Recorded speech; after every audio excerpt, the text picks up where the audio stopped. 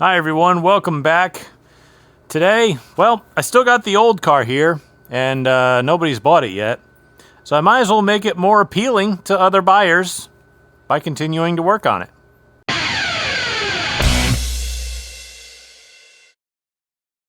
If you're new to the channel or a returning viewer or subscriber, thank you guys so much for watching. I greatly appreciate it. I know I say it every single week, but I really do appreciate it. Like, this thing is really hard to do.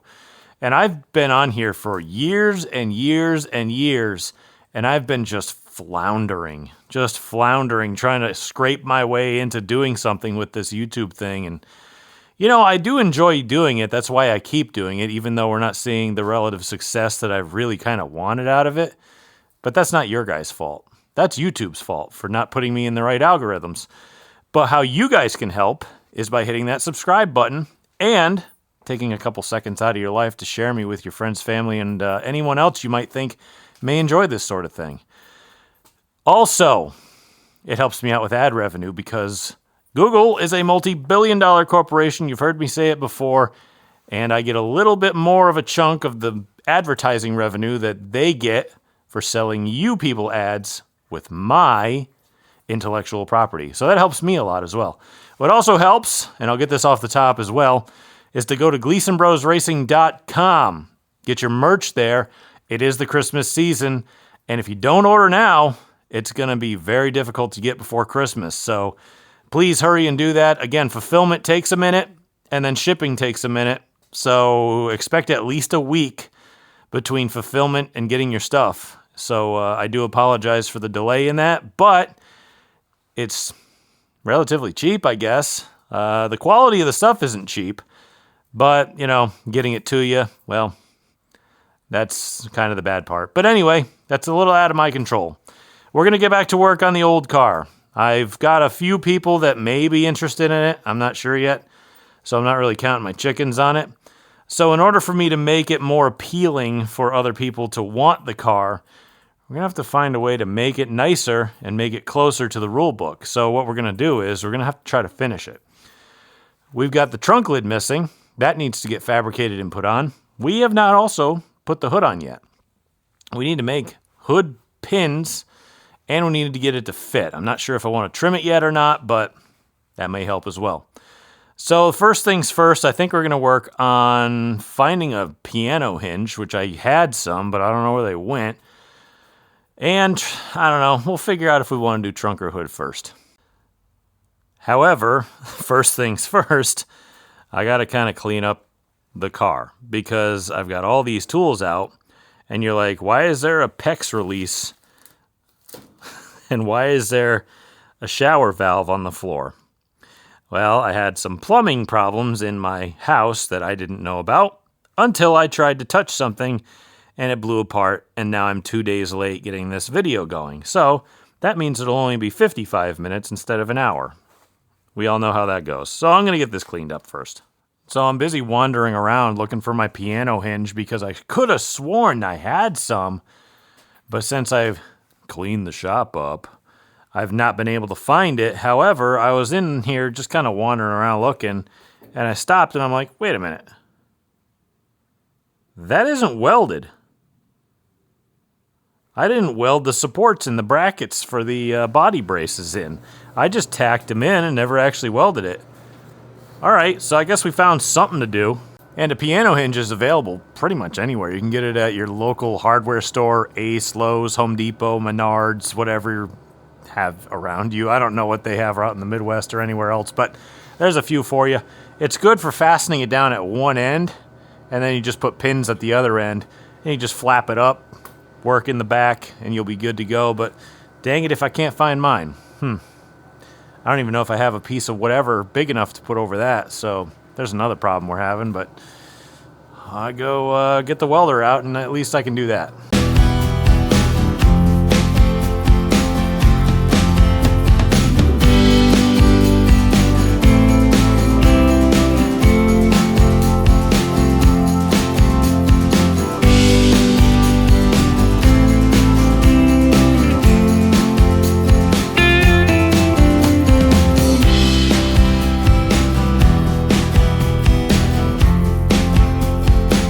welded up in some manner or form or whatever, but they're actually on now, so that's a good thing. I've been taking a punt around the shop, can't find a damn thing because it's just as gross as before I went to clean it, so that's a good sign. That's not a good sign at all. I almost forgot. Found a couple shocks. That'll be good for selling point, I guess. I can get rid of these ones that are not legal as the street stocks in this state, at least. In other states, I'm sure they're just fine, but in ours, definitely not. So I'm taking a look around at how to mount the hood pins for this thing. I'd really like to put them at the corners and make it really nice and tight, which is what I need to do to the Stafford car instead of using Zeus buttons. But then I had a realization. Getting tied up in all of the household repair work that I had to do with all my plumbing and all that garbage, I forgot that it was league night tonight. And I do an iracing league on Tuesdays that I get tied up in, and especially during the off season, that's a good way to stay sharp. May not translate perfectly, but it's really not that bad either. It's competitive. So I'm going to actually go inside and go take care of that because I forgot and I'm actually a little short on time. So I got to get in there and do that. So I'll go do that. I will see you guys tomorrow. Okay, next day. I think we've had a change of plans though. I don't want to count my chickens as of yet, but somebody seems to be very interested in the car.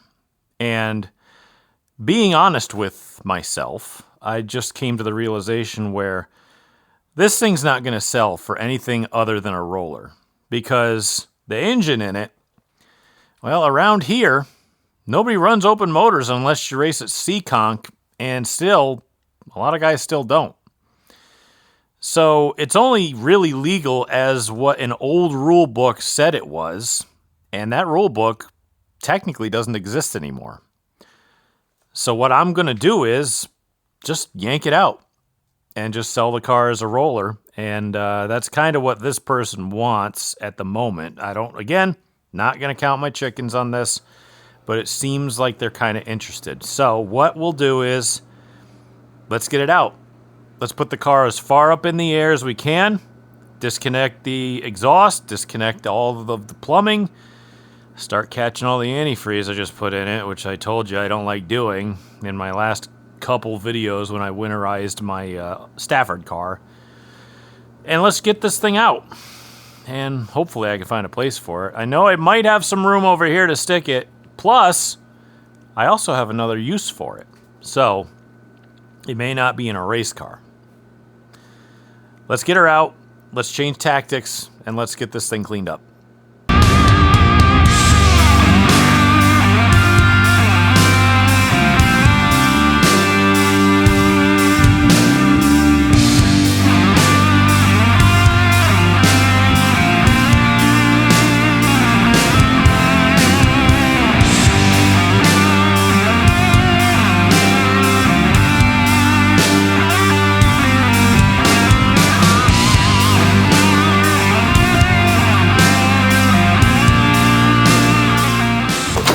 It's all mud. Yeah. It's only 60 degrees and raining after being below freezing for 2-3 weeks. Perfect. Why not? Ouch. Yep, there's that. Great. I'm trying to hurry here because I've got family plans because it is Thanksgiving Eve. And if you haven't done this to your engine hoist, you're missing out.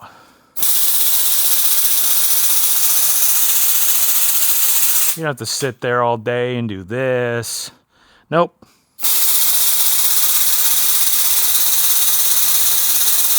That's why I keep a cover over it. I don't want the stuff going bad outside. It's still... Uh-oh. My only issue with this is you lose a little bit of length on the arm because it's a little wider than a standard jack, and they're not long enough to begin with. What do I do with this antifreeze that I got out of this thing? Do I just drive down the road and dump it out the window very slowly, or what? I'm sure there's like auto parts stores or something that take care of that, right? I don't have to do the bad idea.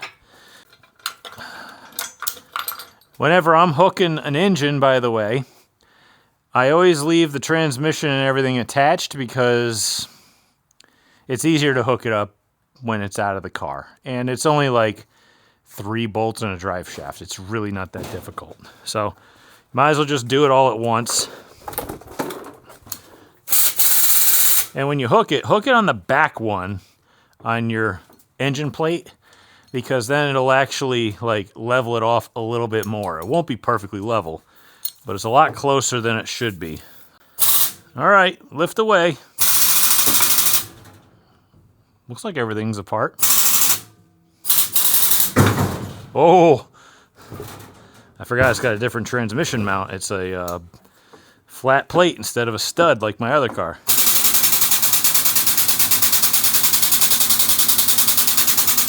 Yeah, there we go. Now she's struggling.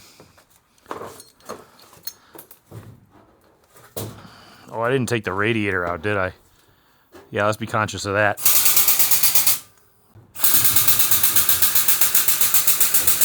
See, another thing that I kind of want is a little concrete pad, like a runway that I can, like, I don't know, bring this outside with. Okay, let's get creative here, folks.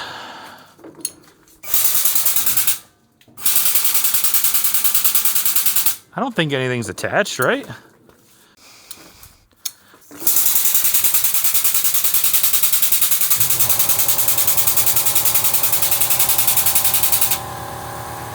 All right, you guys want to see a trick? This is a giant metal bar. You can walk your engine hoist over by using it to pry underneath the wheels of your engine hoist. I need my stick again.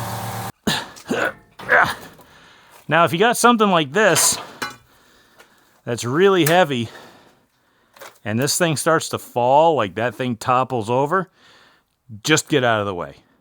Don't try to hang on to it. Don't try to push it back up. Don't try to save it. Just get out of the way. You do not want permanent injuries or death to happen because you're trying to save something expensive. I'll be honest with you. Your life ain't worth it. There's your PSA for the day. All right, let's get back to this thing. What am I doing? All right, I'm actively trying to tip it over. That's right. So you can just kind of gently walk it over. Okay. God almighty. I need a new floor. The pock marks and stuff in this floor, I can't even push the damn thing because the wheels get stuck in the aggregate of the concrete. It's so bad. Ugh. Okay. Let's come back to this when I get it moved. All right, she's out. Car's bare. Found a wrench. Exhaust is sitting in there. Got some hoses in there too. Just whatever I'm going to throw in with the car. Didn't even pull the radiator out. I'm like, you know what? You want a radiator and a fan too? Whatever, just take it. I don't even care. It doesn't fit my other car, so what am I going to do with it? I already have 2 other ones as well that don't fit my other car. Power steering, I didn't take apart either. Screw it. Take it. I got plans for other stuff. But everything else is still in here, so I'll probably end up taking the shocks out, putting some other ones in. I did find a couple other ones here. I got a couple that are just kind of backup ones that I got sitting on the shelf, and I said, you know what? Maybe I could throw those in. I don't know. I don't really have any other rear shocks that are legal, so might want to buy new ones anyway. But another abbreviated day, but a lot of stuff done. Because to get the motor out is very important. We have to get this thing out because, like I said, really don't think it's going to sell otherwise. And if somebody's going to buy it, they're going to have to put a different one in anyway. And I don't think they want to overpay for something that they can't use. So heck with it, you know. I got other plans for the motor. It was my dad's motor, and I think I'm going to go and do something with it that he would have wanted. So I'm going to go inside because I I actually got asked to do some testing on iracing, and I got some family stuff to do because it is literally going to be Thanksgiving tomorrow. I'm not going to be able to film tomorrow, clearly, because I'm going to be spending a lot of time with family, as I hope that you all do as well. And I hope everybody has a really lovely holiday, and stay away from stores on Black Friday. Go to GleasonBrosRacing.com. We got all sorts of stuff for your holiday wishes. T-shirts, hats, tumblers. Those tumblers are awesome, by the way. Koozies, they work great too. T-shirts, I think I said that. Stickers and postcards and all sorts of other stuff. So go over there and check it out real quick. I'm going to go spend time with family for the next few days. Ooh, Starbursts. And I'll see you guys when I get back in here. Okay, it's a couple days later. It's after Thanksgiving. I only have 1 hour to film today. We're going to get this taken apart because the motor's got to go on a stand. But if the person who's interested in the car ends up buying it, which is still a definite possibility, I think I'm going to give him most of a roller. I'm going to give him the exhaust, like headers, exhaust, mufflers. I scrounged up a pair of front shocks. I don't have any rears, though. I do, but they don't have a bushing in the top T-junction in it, or T-bar, I mean. I will probably get underneath the car, change the center link so that it's legal, because this one's not. It's an adjustable one. They're not allowing that. It was legal at Thompson, not Stafford. But I'm also going to give him the bell housing, which is SFI rated, blast-proof housing, the clutch throwout bearing, and the transmission. Let's get this thing taken apart and see what's in there. I got to get this thing on a stand. Probably won't happen today, but we'll try our best to get this thing apart.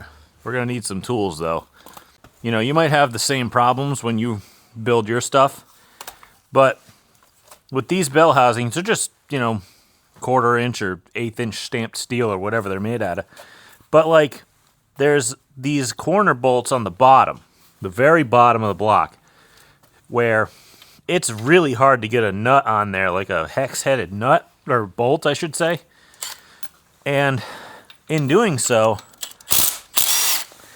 it's very tight. Like, the head will hit some of these cheaper bell housings. So what I did was, I took I don't even know what these are called, cap screws? Maybe? Something like this. See? And I use that because it's a very small headed bolt, right?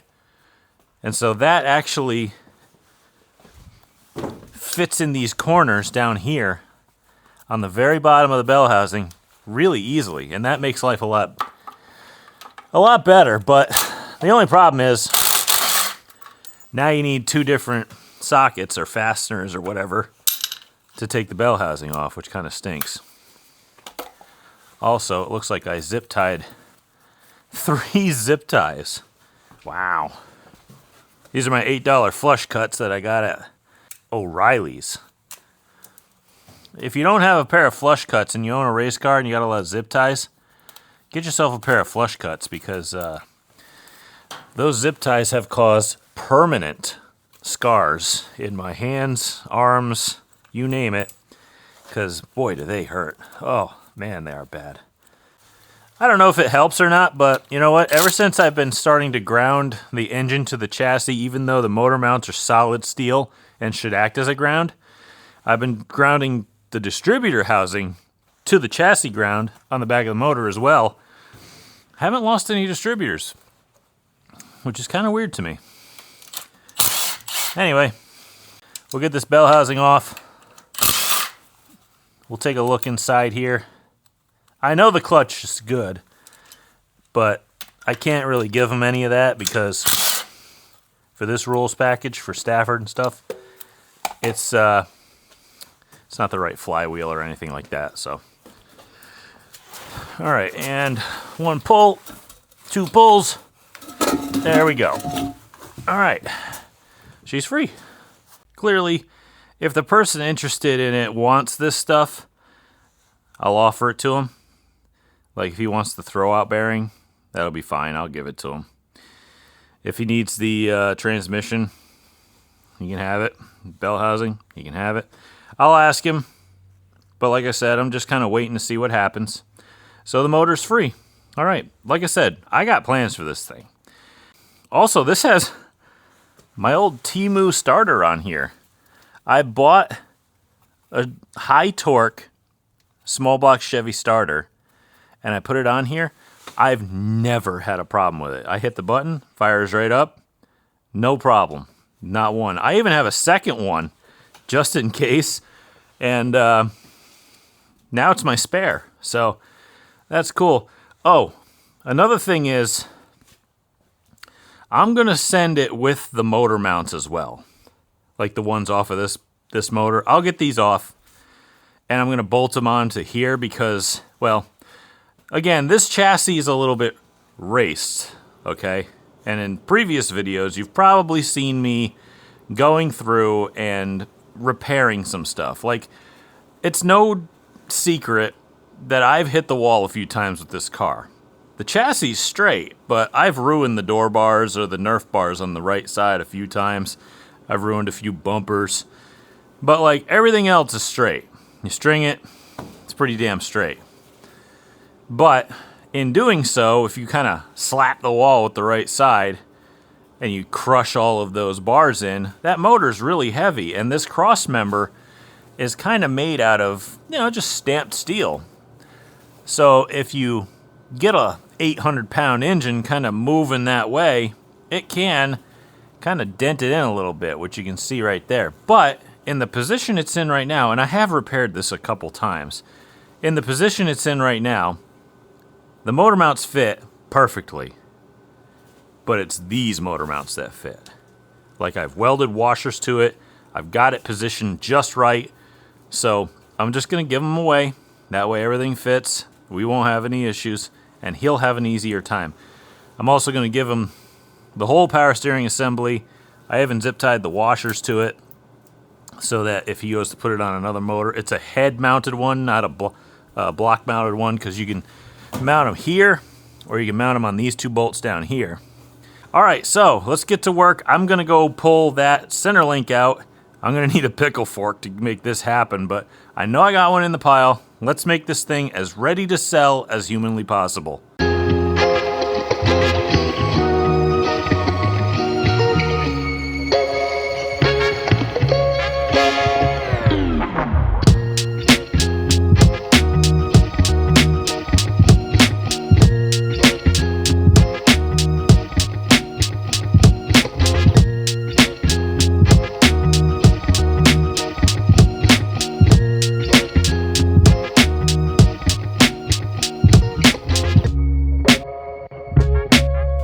Oh, this is dangerous. Well, guys, the center link is in. And yes, I'm climbing into the car because I got to get to one more thing. Oops. That I don't really want to sell with the car. Now, the center link is part of my plan for me to, well, follow through on a promise, and that's to sell the car legal for what I advertised it for, correct? What I'm doing now, a little bit different. Now, let's go into story time. I know everybody loves stories. I get asked a lot, Brent, how often have you ever bent the rule book? And I know people are trying to catch me into saying how creative I've been with cheating. And every racer will tell you that they don't cheat. They bend the rules. Now, if you're not trying to bend the rules, are you really trying, right? I guess everybody could say that. Well, I'll give you a couple of examples before I go into this. See that picture right there on the wall? Maybe. I don't know if you can see it. I forget what my shot looks like. But that one over there is of my first win in 2016. Wow, it's almost been 10 years. It feels like it. But even back then, when I was fresh to the division and still trying to figure it out, I wanted to, well, find a competitive advantage just like anybody else does. And I interpreted the rules in a very specific manner. And that way was, hey, I read the sway bar rules. It says it has to be of the same basic design as OEM, but it has to mount in the same spots on not only the lower A-frames, but on the chassis. And I'm like, if I stick this 1 3/8 solid steel slapper bar out of a late model, I can get it mounted to the lower A-frame in the same spot. I can mount it to the chassis in the same spot. And I can get the left side mounted to the same spot, even though it's not directly bolted to it. It's mounted, right? So I devised a way to do that, and guess what? I ended up winning with it. Granted, tech was in the back of the car, not the front. They didn't see it. But a friend of mine said, that's a really loose interpretation of the rules. You probably shouldn't do that. And I said, yeah, that's a tough thing. I probably shouldn't. So that came back out, and I put a regular sway bar back in just because I was scared. And we still went out and won anyway, so I was like, well, I guess it didn't matter. Enter phase 2 of that. Now, I took another really interpretive approach to the rule book. And that was, all right, you got to have a 12-volt battery.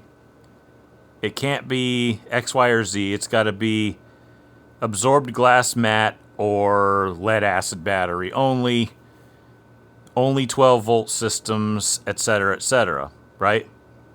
And I'm like, well, there's nothing saying it's got to be 12 volts going to the distributor. And I don't even think they make this product anymore, but I, in my clever mind, created a false firewall, which I'm about to open up because I'm trying to get my parts back. And I want to see if it's even still there. Sorry, whoever's buying my car. I will weld it back up. But let's carve this thing up and see if it's still there.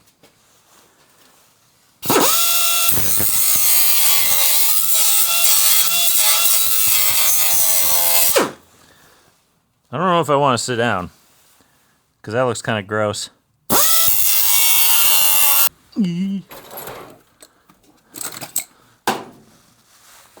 Okay, let's see if this thing pops open to reveal the goodness. Oh, there's spider webs. She's there. I just can't get to it yet. Do I have a hammer still? But here's what I did. I had a device underneath here. The dashboard's there.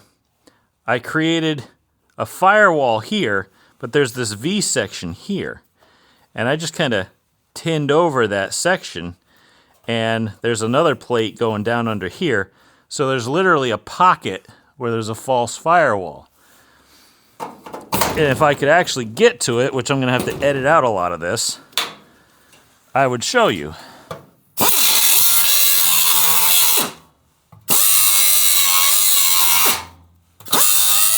Well, they certainly couldn't get into it if they wanted to.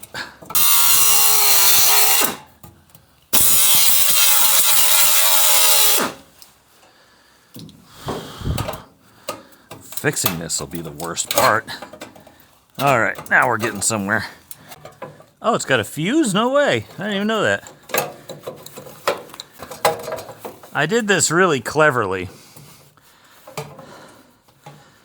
I had made it so that you could take the wires and loop them together and just tie them up with the regular loom, and you'd never see them.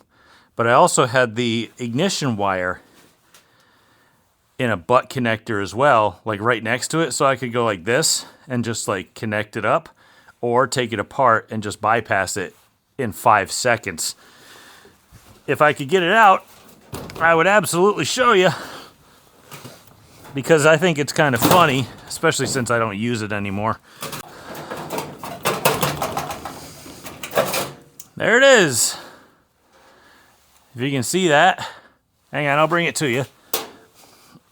This was what I had stashed in there. I don't even think they make this thing anymore. It is a DUI Davis Unified Ignitions Mini VIP. This is an 18 volt transformer. Basically takes anything and turns it into 18. You wire it straight into your distributor. You're good to go. I'll give you a quick story as to why I left it there and I didn't use it anymore. So again, I told you why I had it. I read the rule books and it said must use a 12 volt battery. But again, there was nothing saying the amount of voltage that could go to your distributor. So I just kind of hid it up in there. And if they came over with a multimeter, which they never did, or a multimeter, however you pronounce it, you know what? That's another thing. Is it multimeter or is it multimeter? Because when you're flying a plane, it isn't an altimeter, it's an altimeter.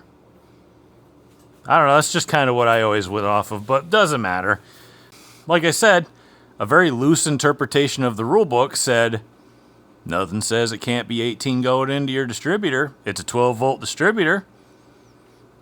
No one ever checked, so I just ran it. Did it actually do anything for me? Probably not. Actually, I stand corrected. I think it was really good at blowing up distributors. Because I think I had like 3 of them fail when I was using this thing. Expensive ones too. Like I even bought the Davis distributors. They're like $300. And I ran it and it still would pop the distributor module. And I said, you know what? It ain't worth it. For something I can barely feel and for something that is just blowing up distributors, I just found it to be unnecessary. So I just took it out. Actually, I didn't take it out because I'd false firewalled it in. And you saw how much I had to can opener the thing to get it out. But I'm like, nah. I'm not going to sell it with the car because clearly it's probably illegal. Even if it's not specifically listed in the rule book. And why am I telling you this? Because I thought it was kind of funny. And I figured you guys would find it to be a little bit amusing as well. So I think this thing will go on the old parts shelf for a while. Just because I hoard stuff. And like I said, I don't think it's even made anymore, so I'm going to hang on to that thing. But what I'm also going to do is, I'm going to go clean up my mess. I'm going to go roll the welder over here, make sure I can go get that thing tacked back together.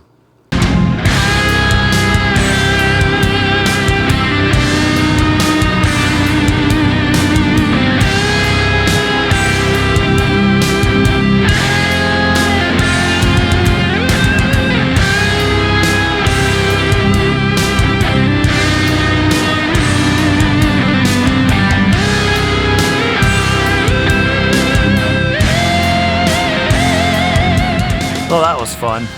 That was a fun little trip down memory lane. And like I said, everybody has that weird morbid curiosity about, hey, does this person do what we think they do? Or are they like everybody else? Of course I'm like everybody else. I'm just like you. I'm just like all the best and worst people in the world. Granted, you know, when I bent the rules, it was always,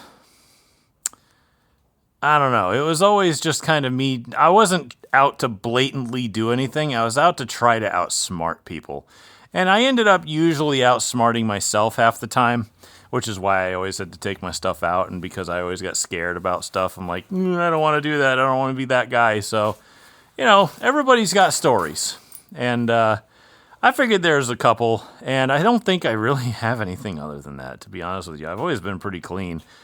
There's been instances where I think I've mentioned it in the past. I've been thrown out of races, but well, a race before. I lost a win in 2017, but it wasn't my doing because I guess it was something else that we bolted to the car that I thought was legal and it just wasn't. And I've already pretty much forgiven whoever was responsible for that, and it's, you know, water under the bridge at this point. It's like, what are you gonna do? Be mad forever? So I've moved on, and, you know, it's just everybody has fun stories, but I actually have to leave. That was about an hour's worth of work.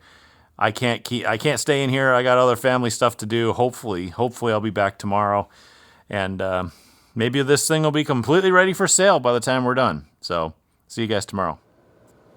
Okay, last day I got to work on this thing for this week, and I was thinking about doing a little bit of decorating. I got this picture of me and my brother and my chassis builder after the first win.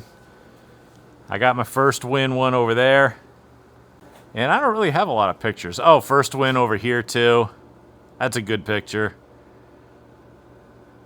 But I don't do a heck of a lot of decorating around here, as you can tell. It's basically just kind of whatever crap I either buy or find on the side of the road, or maybe a little bit of nostalgia or silly stuff or stuff my wife gives me.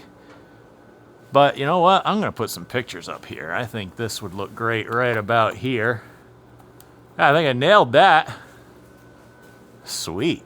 I like that. I'm going to keep doing it. This one got rolled up a little bit. Oh, she's dirty too. This is this car actually. Back in about 2015, I would say. Yeah, that's this car. That's pretty cool. I should get some nails, like some roofing nails, and just kind of tack her down. But she's curled up, but that's all right. I like decorating the shop. I think it's kind of fun. Covers up all the bare spots for not having any insulation in here, but you know what? Maybe someday that'll change, but we'll get back to that at some point. For now, though, I kind of want to get to work on the thing that we've been putting off for a while, and that is trying to get the hood to fit. We got it at least mocked up. So what we got to do now is find a way to fasten it to the hood. And I think I'm actually going to show you guys something I might have showed you in the past, but I'm going to do it again anyway, just for those who haven't seen it. It's not hard to figure out that I am an automotive hoarder, and I think everybody can tell. Oh, well, I really want to put the motor over here, but I don't think that's really possible at this moment because, you know, in the hustle, bustle, and work of putting this thing together, this got dirty again. So now I got to find places for all this stuff, which I know I have places for it. It's just that right now kind of isn't there. So we'll get to that in a minute, but over here, I left this suspicious-looking piece of aluminum. Now, you see how there's all sorts of little holes cut out of it? Well, we're going to be using that. What I do is, instead of paying for scuff plates for your hood that look like this, and paying money for someone else to make these, I just make them myself. Now, we're going to go off of theory from what we learned on the Stafford car is, basically, put it to the outside edge. Why aren't we doing that? I'm going to be doing that to the Stafford car, by the way. I'm going to go cover up the holes in the hood because I don't know why. Again, I think I only really put them in here because that's where they were when I got these. These are used. I get everything used. I didn't buy these hoods. I got them from my dad or whoever had them hanging around behind a shop. I got them for free. And there was already a hole there, so I said, well, I'll just make it there. And then the corner peels up and it flaps in your face and you put a Zeus button in it, like my Stafford car. So what I'm going to do is scuff plate, and we're going to try to tie it in to the fenders or the fender brackets or something thereof. Try to keep it down a little bit. I also wanted to make a trunk lid for it. Only problem is I don't know if I have a piece for... Now, I just saw something buried in the corner of my shop. What I was about to say was I got an old fiberglass door sitting outside from a late model, probably from the late 90s, early 2000s.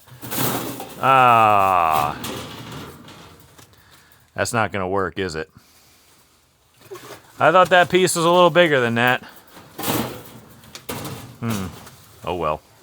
Back to the drawing board. Maybe we will go outside and grab that piece of door or fiberglass, whatever, and maybe use that, or I'll just leave it up to whoever buys the car. Maybe they can just put a piece of flat metal across it with a piano hinge and do it themselves.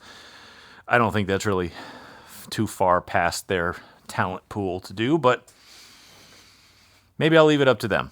But otherwise, we got to get to work. So let's get on that.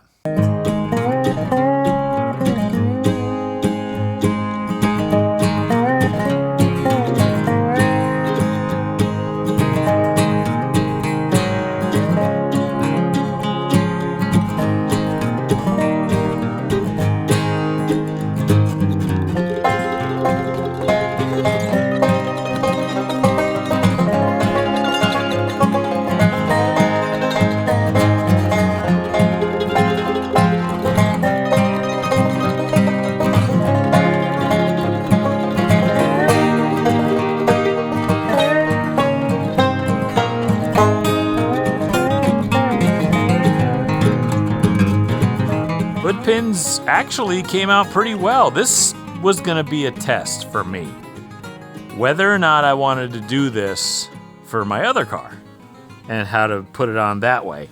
Because I usually put it on some kind of really heavy thing, like a cross brace, or I build a brace to it. These are attached to the fenders now, and the fenders are attached to the cross brace. But that's pretty good, actually. But again, if I bend a cross brace, I'd bend the fender, and the hood would go with it anyway. So if it's here, I mean, what's the difference, really? As long as it's metal and it's attached to metal, it should be fine in my eyes. But hey, this is a good test. I like it. It works. I'm going to use it for the other car. And the only one I didn't get in was the middle one, because I have to figure out what to do in my the ones that I'd cut. By the way, I forgot to mention this, but I make my own hood pins. And I know that I've shown this in previous videos, but the way I make hood pins is you take a bolt, you cut the head off of it so you have the shank. You got to have bolts that are long enough to have a shank. Like, I think these are 2.5 inch 3/8 by 16 bolts. And I just take them, knock a hole in it for the pin. I think it's, I can't remember the size, 3/16, it's like a pop rivet size or something. Then you just nut, washer, whatever you do, take it and put it in the drill and grind the top if you want a nice rounded edge. Hood pins. And they're almost free. I wouldn't say they're free, but with the weight of bulk hardware, basically free. Anyway, that's done, and I think the car, as it sits right now, is ready for sale. So I think that's going to have to be it for this week. I'm going to get out of here, go relax. It's been a really long week, long holiday week, and I'm just kind of tired. Hopefully this thing will sell soon, and I really hope that we can get it off to a better house, someone who can actually take care of it. That's all I really care about. But I do apologize for this week's video feeling a little rushed or maybe short. Probably isn't short. I know how I predict those things, but I'm trying my best to get another project in here, and this one kind of has to go in order for me to do that. It's not like I can't put it in the yard. I hate doing that, but I've got vinyl tarps. It's usually okay. I just don't want to do it. I am trying really hard to get a really awesome project in here. I have it, I just don't have it here. But that's what's really on the table, and I'm going to be working a lot next week in order to get that thing here, because boy, I can't wait to finish it. I know okay, enough. But anyway, thank you guys so much for watching and hanging in there with me. I greatly appreciate it. If you haven't subscribed, please consider doing so, because that helps me so much in the algorithm. You just have no idea. Even if you're not spending any money, as long as you're subscribed and you're watching, I get a bigger cut of the ad revenue that Google sells you guys, like I tell you all the time. So that helps tremendously. Getting other people to subscribe also helps. Anything you can do for free definitely helps. What's not free is going over to GleasonBrosRacing.com. Get your merch for this channel. Get the merch for the race team. I forgot about that. We got channel merch with the hats, t-shirts, koozies, tumblers. By the way, Christmas is coming. And if you order now, you might be able to get it before then, because it's a little bit slow on the fulfillment and the shipping. So just kind of bear with me on that. I try to get it as affordable as possible in this kind of byproduct by it. But anyway, get your merch there. Help me out a ton. It's very fairly priced, and it's actually quality stuff. So please give me a hand here and get yourself some good merch, especially for Christmas. Thank you guys for watching. I greatly appreciate it. Until next time.